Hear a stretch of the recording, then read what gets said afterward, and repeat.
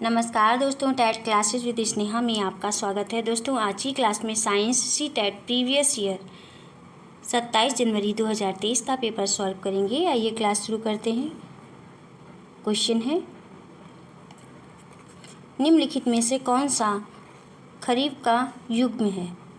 बताइए दोस्तों, कौन सा ऑप्शन सही हो जाएगा इस क्वेश्चन का? इस क्वेश्चन का सी ऑप्शन सही हो जाएगा, धान मक्का। पहली बारिश शुरू होने के साथ जून जुलाई में बोई जाने वाली जो फसल होती है वो खरीफ की फसल होती है। इनमें काफ़ी ज़्यादा मात्रा में पानी और गर्म मौसम की आवश्यकता होती है। खरीफ की फसल जो होती है वो सितंबर अक्टूबर के महीनों में काटी जाती है, जैसे कि धान, चावल, सोयाबीन, बाजरा, मक्का जैसे। नेक्स्ट क्वेश्चन है दोस्तों 62 क्वेश्चन। नीचे दी गई तालिका 3 मानवीय रोगों का मिलान उनके रोग कारक सूक्ष्मजीवों और संचारण के तरीकों से करती है। तालिका में कुछ प्रविष्टियां एक्स, वाई और जेड के रूप में चिन्हित की गई हैं।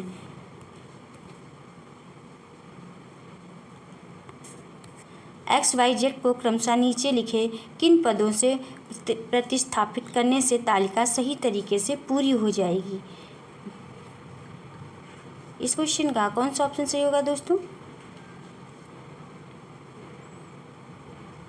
इस क्वेश्चन का सी ऑप्शन सही हो जाएगा, जल, virus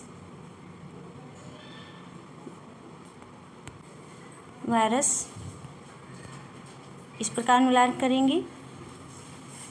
typhoid, answer C option सही होगा, जल, वायरस। इसमें जो है टाइफाइड है वो जीवाणु से फैलता है। और एक्स में हो जाएगा जल, एक्स हो जाएगा जल। और खसरा वायरस से फैलता है, वाई की जगह पे वायरस होगा। और संचरण का जो तरीका है वो वायु है। और डेंगू जो है वो वायरस से फैलता है और संचरण का जो तरीका है वो मच्छर है, मच्छर से फैलता है। टाइफाइड क्या होता है दोस्तों? टाइफाइड जो होता है वो साल्मोनेला टाइफी बैक्टीरिया के फैलने वाली एक बीमारी होती है। ये पानी खाने के जरिए लोगों में प्रवेश करती है। और जो खसरा होता है ये संक्रामक रोग है जो मोरबिली वायरस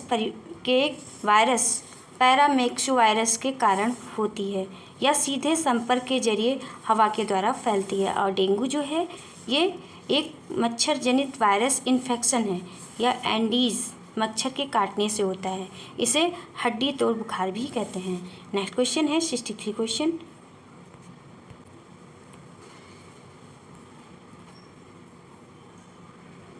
है, नीचे लिखे कथनों को ध्यानपूर्वक पढ़िए और सही विकल्प का चयन कीजिए। 63 का कौन सा ऑप्शन से होगा दोस्तों? कथन है,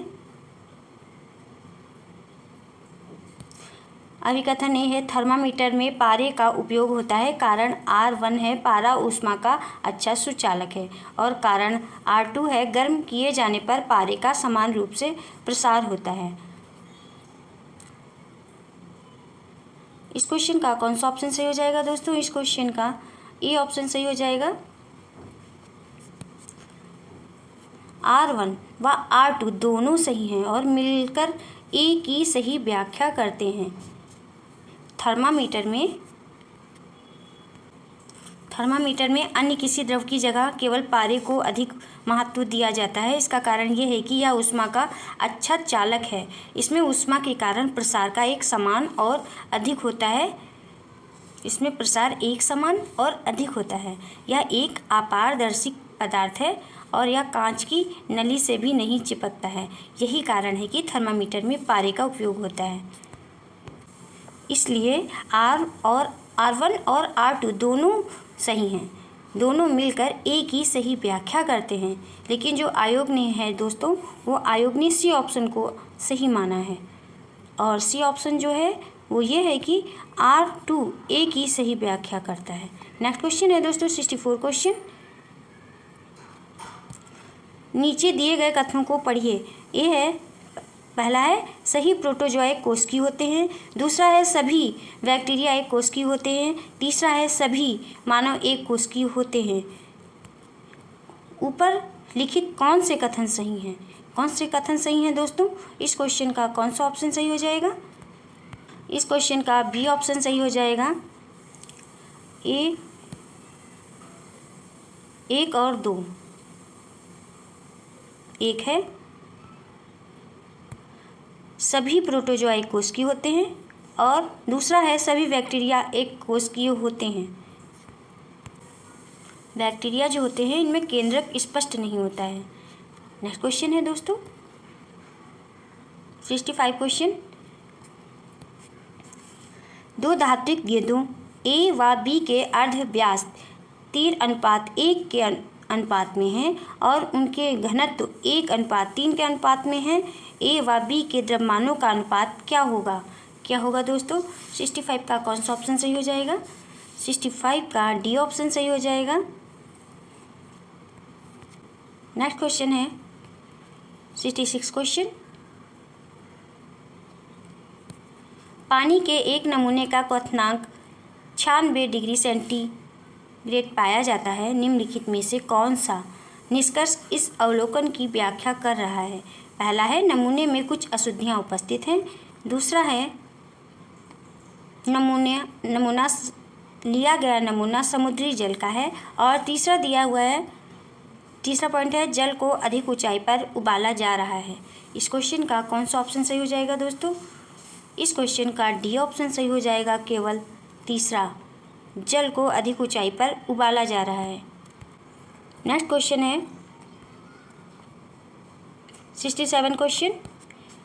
एल्युमिनियम का कौन सा गुणधर्म उसे खाद्य सामग्री लपेटने के लिए फॉयल बनाने के लिए उपयुक्त बनाता है? इस क्वेश्चन का कौन सा ऑप्शन सही हो जाएगा दोस्तों? 67 का ए पॉइंट है या ऊष्मा का अच्छा सुचालक है, बी है या खाद्य सामग्री के साथ अपक्रिया नहीं करता है, सी पॉइंट है या बहुत आघातवर्धी है और डी है या लाभकारी मिश्रित धातु बनाता है। इस क्वेश्चन का कौन सा ऑप्शन सही हो जाएगा दोस्तों? इस क्वेश्चन का सी ऑप्शन सही हो जाएगा या बहुत आघातवर्धी है। एल्युमिनियम आघातवर्णीय है जिस कारण इसे खाद्य सामग्री को लपेटने के लिए फॉयल बनाने के लिए उपयोग किया जाता है। नेक्स्ट क्वेश्चन है 68 क्वेश्चन।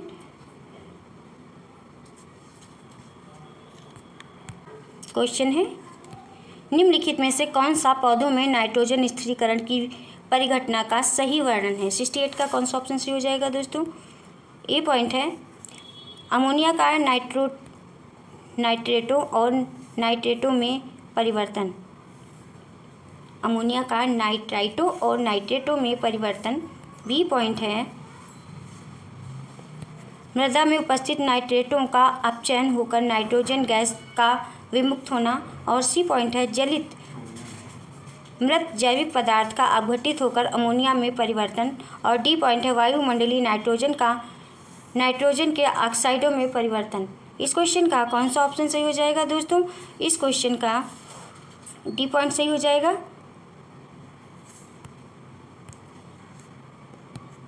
वायुमंडलीय नाइट्रोजन का नाइट्रोजन के ऑक्साइडों में परिवर्तन। वायुमंडलीय नाइट्रोजन का नाइट्रोजन के ऑक्साइडों में परिवर्तन। नेक्स्ट क्वेश्चन है 69 क्वेश्चन। एक परिवार कार द्वारा सूरत से मुंबई तक यात्रा करता है। यात्रा के आरंभ में उनकी कार के पथ मापी का पाठ्यांक 5,812 किलोमीटर और यात्रा के अंत में 6,092 किलोमीटर था। यदि इस यात्रा को पूरा करने में उन्हें 5 घंटे 20 मिनट का समय लगा तो औसत चाल क्या थी दोस्तों? इस क्वेश्चन को सॉल्व करिए। आइए सॉल्व करते हैं इस क्वेश्चन को। सूरत से मुंबई तक की कुल तय की गई दूरी जो है वो 6,092 किलोमीटर है दोस्तों। और 5,812 किलोमीटर को जो हम हैं वो घटा देंगे 6092 किलोमीटर से। तो आंसर जो घटाने पर जो आंसर आएगा वो 280 किलोमीटर आएगा। और फिर हम समय निकाल लेते हैं। समय बराबर हम समय निकालने के लिए दोस्तों हम 5 घंटे 20 मिनट को 5 घंटे 20 मिनट को हम हावर में चेंज कर लेंगे। जब हावर में चेंज करेंगे तो हो जाएगा, जो आंसर आएगा वो आएगा 16/3 हावर। फिर औसत चाल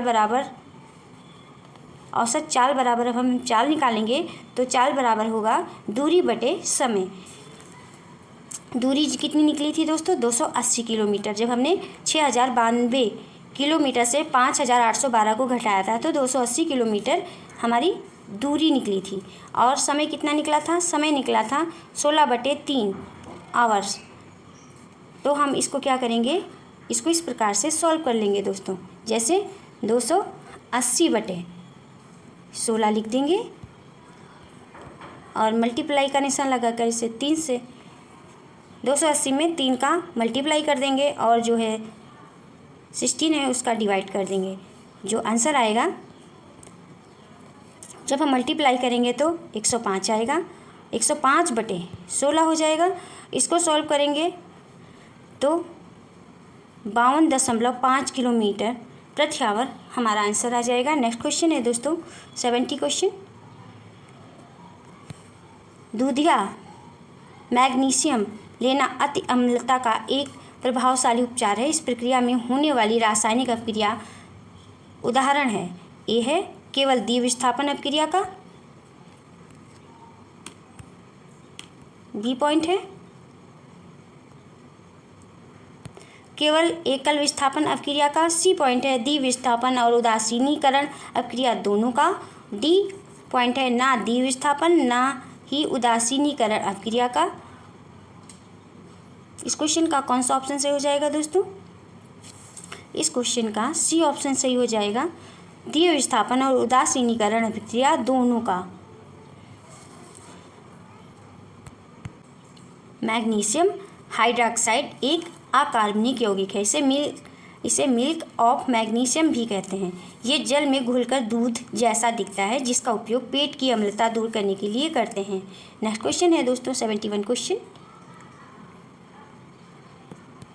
नीचे दिए गए कथन पढ़िए और सही विकल्प का चयन कीजिए दोस्तों। अभिकथन ये है, आभासी प्रतिबिंब स्क्रीन पर प्राप्त नहीं किए जा सकते। और रीजन है, कारण है, प्रभावी आभासी प्रतिबिंब उन बिंदुओं पर बनते हैं जहां से प्रकाश की किरणें अपसारित प्रतीत होती हैं। ये R1 है। और R2 है, कारण R2 है आभासी प्रतिबिंब सदैव सीधे होते हैं। इस क्वेश्चन का कौन सा ऑप्शन सही हो जाएगा दोस्तों? इस क्वेश्चन का ये ऑप्शन सही हो जाएगा। R1 व R2 दोनों सही हैं, लेकिन R1 ए की सही व्याख्या करता है।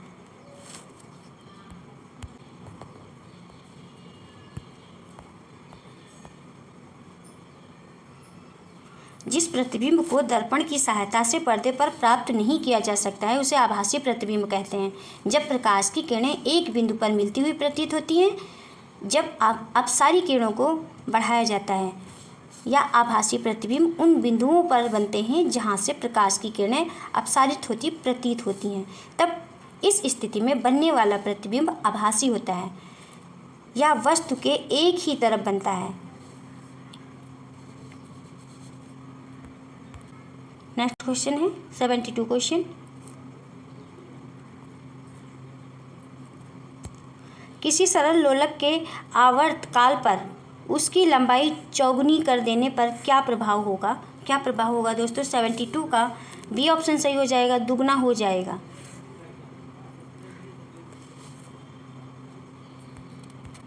आवर्तकाल किसे कहते हैं दोस्तों? आवर्तकाल दोलन करता हुआ लोलक अपने आरंभिक बिंदु पर जितने समय बाद पुनः वापस आ जाता है, इसे उसका आवर्तकाल कहते हैं। आवर्तकाल लोलक की लंबाई गुरुत्व जनित त्वरण पर निर्भर करती है। नेक्स्ट क्वेश्चन है दोस्तों 63 क्वेश्चन।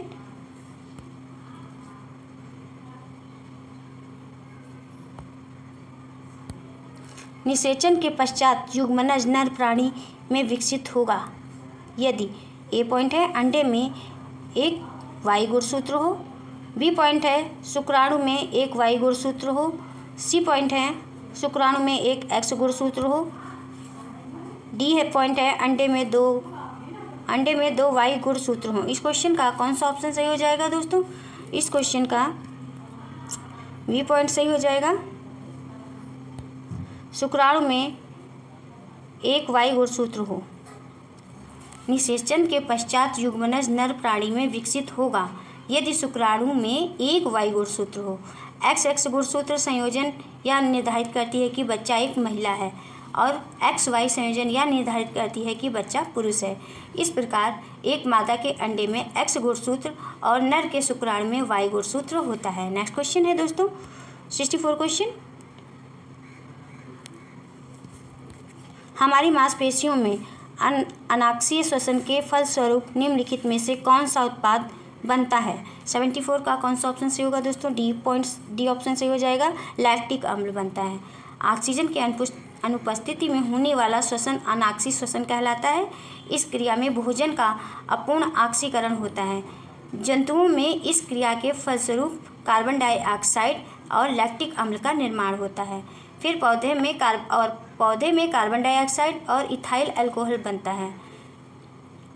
ये बहुत कम मात्रा में ऊर्जा मुक्त होती है। मनुष्य या उच्च श्रेणी के जीवों की मांसपेशियों के थकने की अवस्था में यह श्वसन होता है। जिन जीवधारियों में यह श्वसन होता है उसे एनाएरोबिक कहते हैं। नेक्स्ट क्वेश्चन है दोस्तों 75 क्वेश्चन।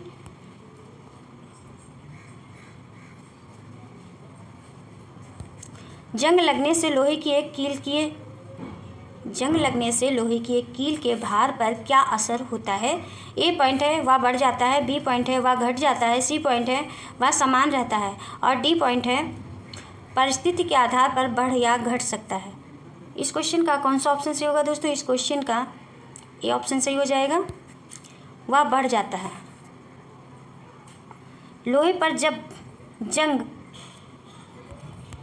लोहे की कील का भार बढ़ जाता है। ऐसा इसलिए होता है क्योंकि लोहे की कील की सतह पर लौह ऑक्साइड की परत बनती है। जंग लगने की प्रक्रिया के दौरान लोहा वायुमंडल में ऑक्सीजन के अणुओं के साथ जुड़ जाता है जो लोहे के भार को बढ़ाता है और यह भारी हो जाता है। नेक्स्ट क्वेश्चन है 76 क्वेश्चन।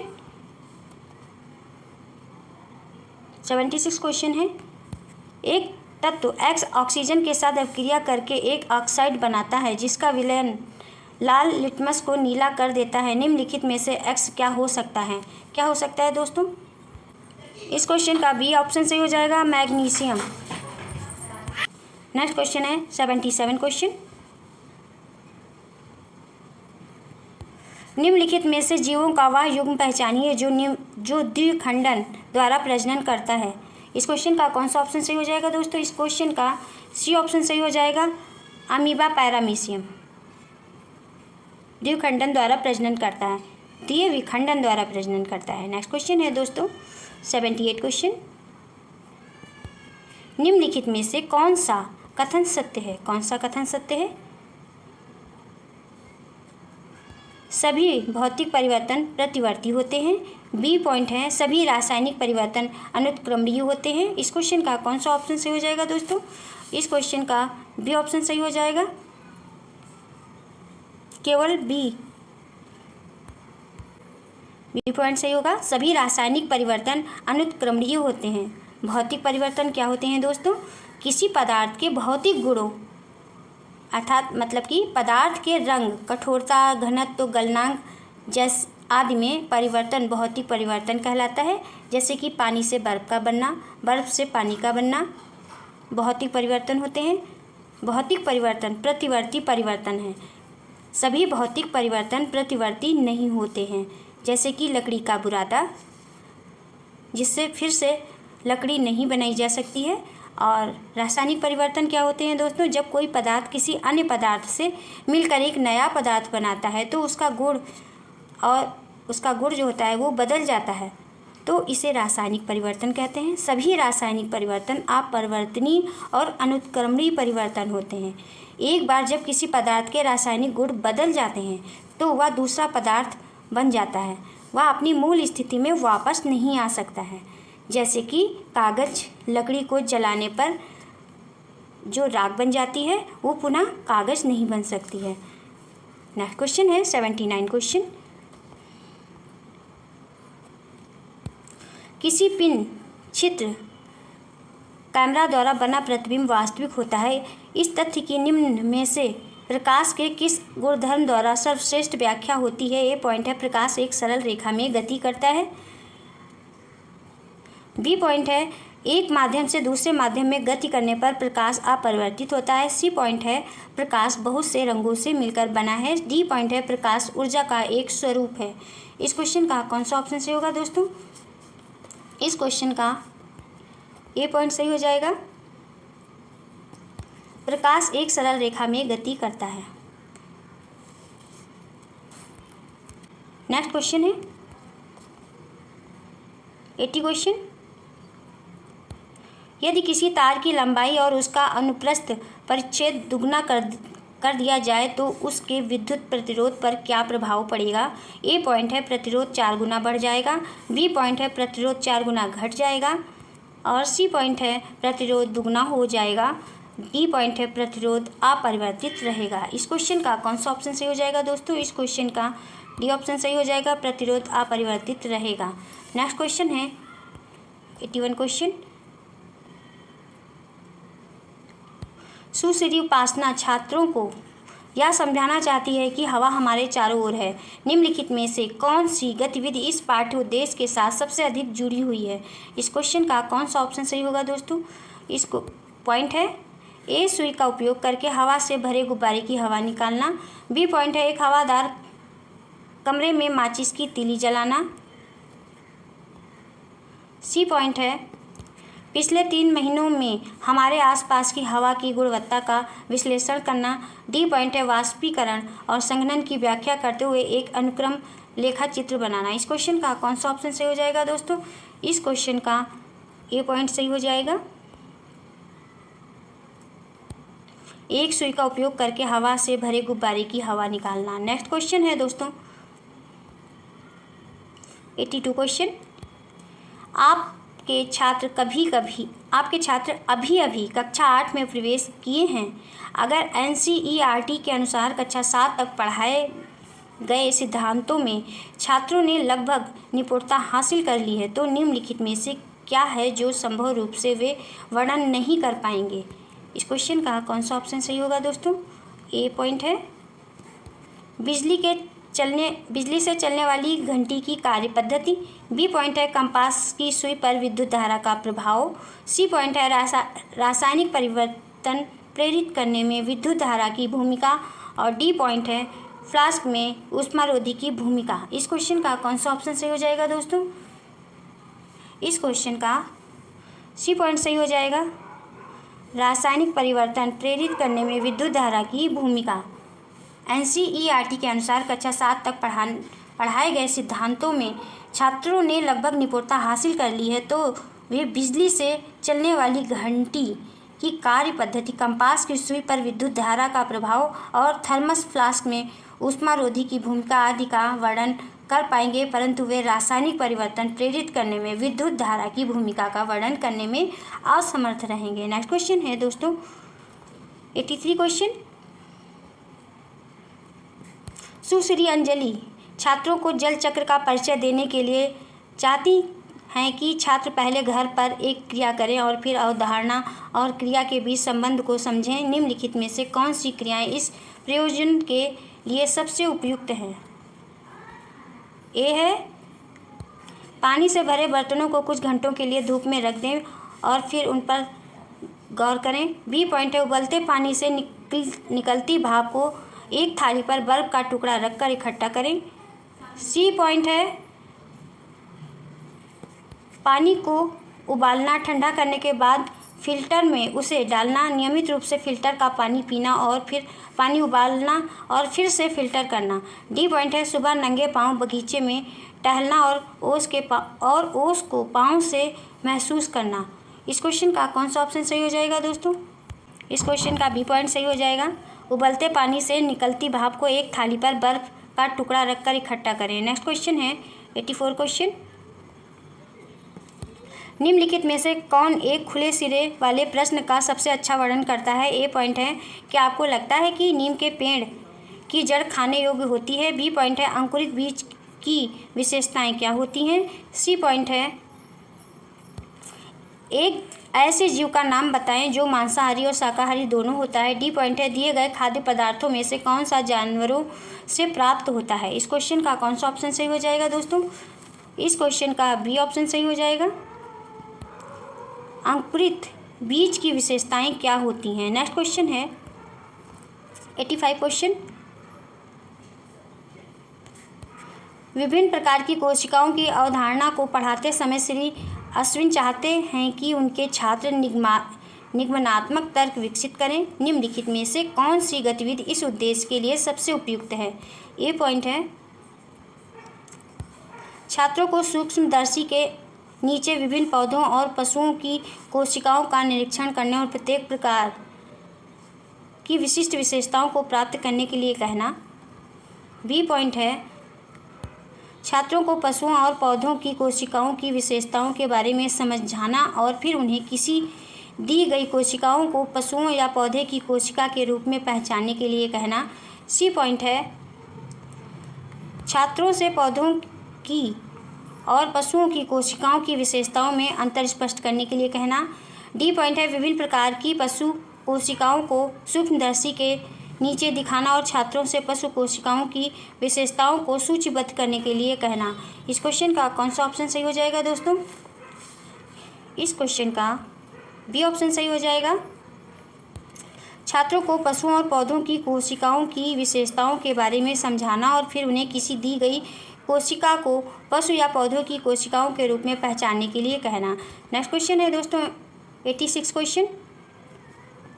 घूर्णन गति की अवधारणा का परिचय देने के लिए निम्नलिखित में से कौन सा सबसे उपयुक्त निर्देशात्मक साधन होगा? इस क्वेश्चन का कौन सा ऑप्शन सही होगा दोस्तों?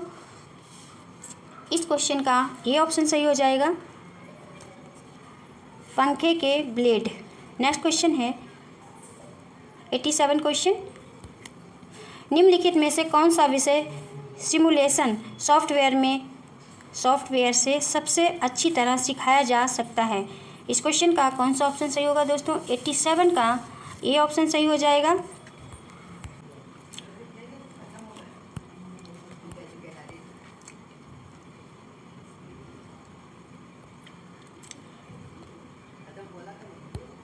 बोर्ड पर रखी विभिन्न गोटियों पर कैरम स्ट्राइकर के बल का प्रभाव। बोर्ड पर रखी विभिन्न गोटियों पर कैरम स्ट्राइकर के बल का प्रभाव को सिमुलेशन सॉफ्टवेयर से अच्छी तरह सिखाया जा सकता है। सिमुलेशन सॉफ्टवेयर एक प्रोग्राम है जो उपयोगकर्ता का उस ऑपरेशन को वास्तव में किए बिना सिमुलेशन के माध्यम से एक ऑपरेशन का निरीक्षण करने की अनुमति देता है। नेक्स्ट क्वेश्चन है 88 क्वेश्चन।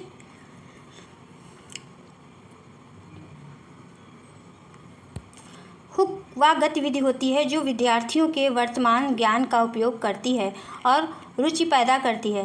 हृदय पर एक परिचयात्मक पाठ शुरू करते समय सुश्री सौम्या के लिए उपयोग करने के लिए निम्नलिखित में से कौन सी सबसे अच्छी हुक गतिविधि होगी? ए है छात्रों से आरेख को देखते हुए हृदय का विस्तार से चित्र बनाने के लिए कहें और बचपन में उनके द्वारा बनाए गए साधारण हृदय आरेख के साथ उनकी तुलना करें। बी ऑप्शन है छात्र से पूछें कि क्या वे पहले हृदय के बारे में जानने में अधिक रुचि लेंगे या पहले गुर्दे के बारे में जानना चाहेंगे। सी पॉइंट है मॉनिटर पर हृदय गति के साथ एक चलचित्र दिखाएं और पूछें कि एक सीधी रेखा क्या दिखाती है। डी पॉइंट है छात्रों को मत देने के लिए कहें कि दिए गए 4 अंगों में से कौन सा सबसे अधिक महत्वपूर्ण है और कुछ छात्रों से यह समझाने के लिए कहें कि ऐसा क्यों है। इस क्वेश्चन का कौन सा ऑप्शन सही हो जाएगा दोस्तों? इस क्वेश्चन का डी ऑप्शन सही हो जाएगा। छात्रों को मत देने के लिए कहें कि दिए गए 4 अंगों में से कौन सा सबसे अधिक महत्वपूर्ण है, और कुछ छात्रों से यह समझाने के लिए कहें कि ऐसा क्यों है। नेक्स्ट क्वेश्चन है 89 क्वेश्चन। श्री रेनिल ने अपने छात्रों से एरोबिक और एनारोबिक श्वसन विशेष पर शोध करने और एक संक्षिप्त लेख तैयार करने के लिए कहा। यदि अपने पाठ में कहीं वह इन जमा किए गए असाइनमेंट को सीखते हुए मूल्यांकन के रूप में उपयोग करना चाहते हैं तो उनके लिए पूछने के लिए सबसे प्रासंगिक प्रश्न क्या होगा? क्या होगा दोस्तों? आइए देखते हैं। ए पॉइंट है, आपने कैसे निर्णय लिया कि वायवीय और अवायवीय श्वसन के किन पहलुओं को आप अपने लेख में सम्मिलित करेंगे? बी पॉइंट है, वायवीय और अवायवीय श्वसन के बारे में अपने ज्ञान को बढ़ाने के लिए आप शोध के किन अन्य स्रोतों का उपयोग करते हैं? और सी पॉइंट है, ऑक्सीजन की उपस्थिति या कमी विभिन्न जीवों में श्वसन की परिघटना को कैसे प्रभावित करती है? डी पॉइंट है, आप क्यों सोचते हैं कि वायवीय और अवायवीय श्वसन दोनों प्रकृति के महत्वपूर्ण हैं? दोनों प्रकृति में महत्वपूर्ण है। इस क्वेश्चन का कौन सा ऑप्शन सही होगा दोस्तों? इस क्वेश्चन का डी पॉइंट सही हो जाएगा। आप क्यों सोचते हैं कि वायवीय और अवायवीय श्वसन दोनों प्रकृति में महत्वपूर्ण हैं? यह सबसे प्रासंगिक प्रश्न होगा। नेक्स्ट क्वेश्चन है 90 क्वेश्चन। छात्रों में दहन को प्रभावित करने वाले कारक की अवधारणा समझ का आकलन करने के लिए है निम्नलिखित में से कौन सा वास्तविक कार्य का सर्वश्रेष्ठ उदाहरण है? ये पॉइंट है, एक अलार्म प्रणाली तैयार करें और जो किसी पदार्थ के प्रज्वलन तापमान तक गर्म होने से पहले बजने लगे। बी पॉइंट है, समझाएं कि पानी और वायु किस प्रकार दहन को प्रभावित करते हैं। सी पॉइंट है, अपने आसपास प्रकृति में मौजूद उन पदार्थों की सूची बनाएं जो ज्वलनशील हैं। डी पॉइंट है, आसानी से उपलब्ध चीज़ों का उपयोग करके अग्निशामक यंत्र तैयार करें। इस क्वेश्चन का कौन सा ऑप्शन सही होगा दोस्तों? इस क्वेश्चन का डी ऑप्शन सही हो जाएगा। आसानी से उपलब्ध चीज़ों का प्रयोग करके अग्निशामक यंत्र तैयार करें। बस आज की क्लास में इतना ही दोस्तों। यदि आपको क्लास अच्छी लगी हो तो वीडियो को सब्सक्राइब, लाइक और शेयर ज़रूर करें। कमेंट्स करके बताएं कि क्लास कैसी रही। मिलते हैं नेक्स्ट क्लास में। Thank you for watching this video.